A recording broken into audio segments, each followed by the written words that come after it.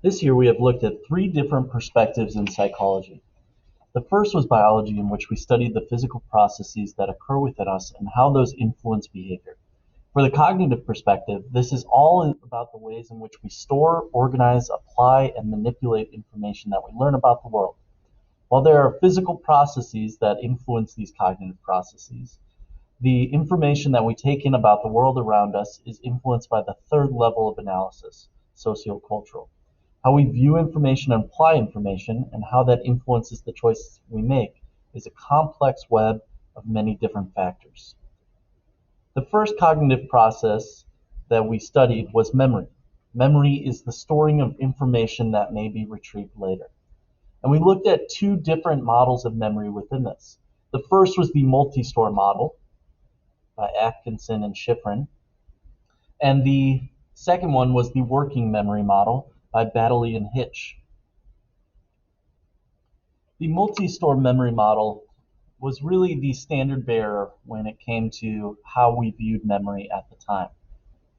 It first started off by looking at the ways in which we would take in information from our senses: sight, hearing, taste, touch, smell. And if we paid attention to that, it would lead that information into our short-term memory, which would either stay there for 30 seconds and be forgotten, or would lead to encoding, where we would tie associations and cues to it and store it into long-term memory for later retrieval. And when we're talking about retrieval, we're talking about the ability to take something from our long-term storage and bring it back into our focus, bring it back into our short-term memory. However, over time,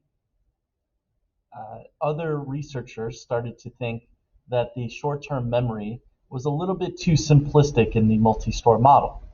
It did not account for several things, like the idea that every type of short-term memory, whether that was sound or sight or other type of sense memory, was all controlled in one store.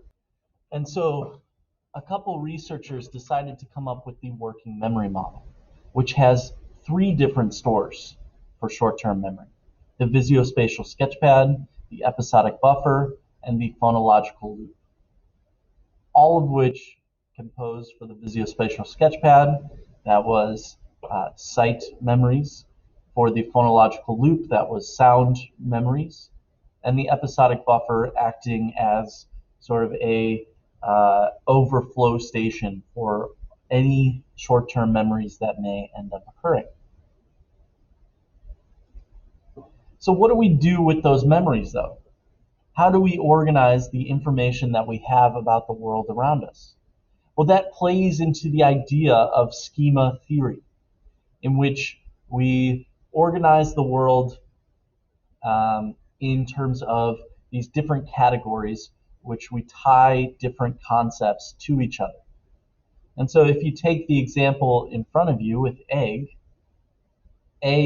actually has a lot of different connections to it. It may include how eggs taste, may include how to make eggs, may include memories that you have involving eggs.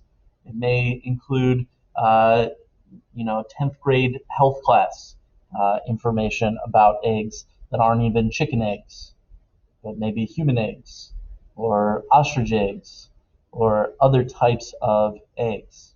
In terms of how we take in information and how we fit new information into those schemas, there's really two different schools of thought.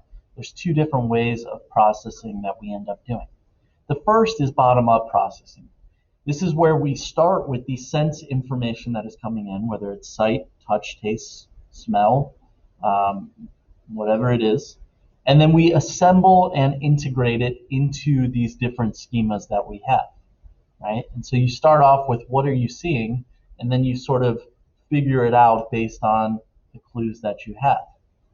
In top-down processing, we end up using what is already in our schemas, and we figure out, is this something that I've seen before, and fit that into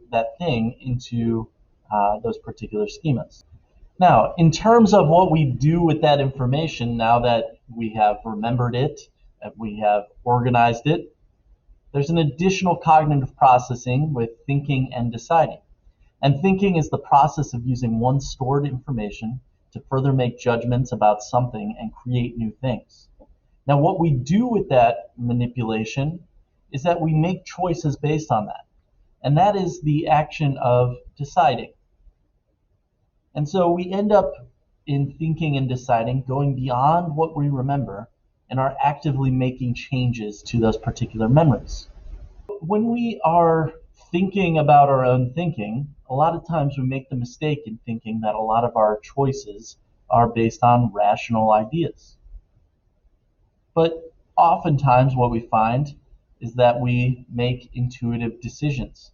We make them on the basis of not only facts, but of gut feelings as well. We make them on choices that can't necessarily be expressed in words. And so we end up making a lot of choices, not only by a conscious search for a solution to the problem that may be accurate and correct, but by other things, like I said, with emotions. And this really represents one of the theories that we looked at with thinking and deciding in the two systems model.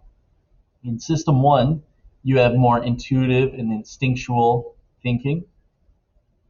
And in system two model, you have more rational thinking. And so about 95% of the time, we end up thinking more intuitively, more instinctually, and about 5% of the time, we think rationally. Now, while it's nice to know all these different cognitive processes, there's also a few factors that can influence our cognition, whether it be memory, schema, thinking, or deciding. The factors that influence cognition include emotion, reconstructive memory, and then biases in thinking and deciding. The first of these, emotion, can both aid and hurt our cognitive processes.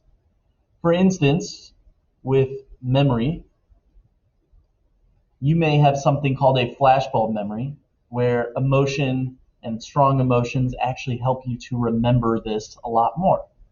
However, in things like thinking and deciding, emotions can affect negatively our decision making. It can also help us as well.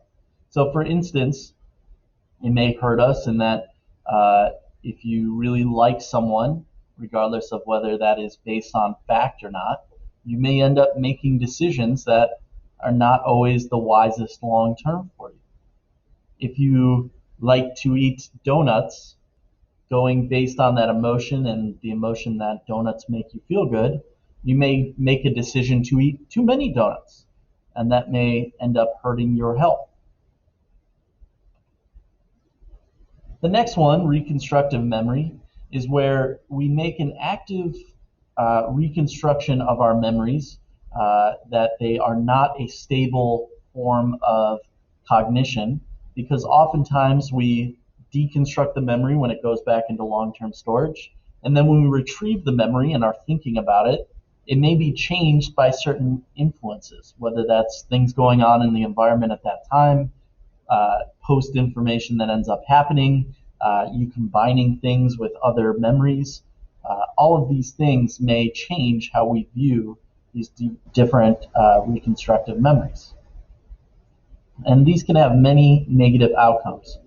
Right? Obviously, we've talked about eyewitness testimony, but also, throughout life, we can end up misremembering certain things, and that can lead to a lot of different biases in how we think about things.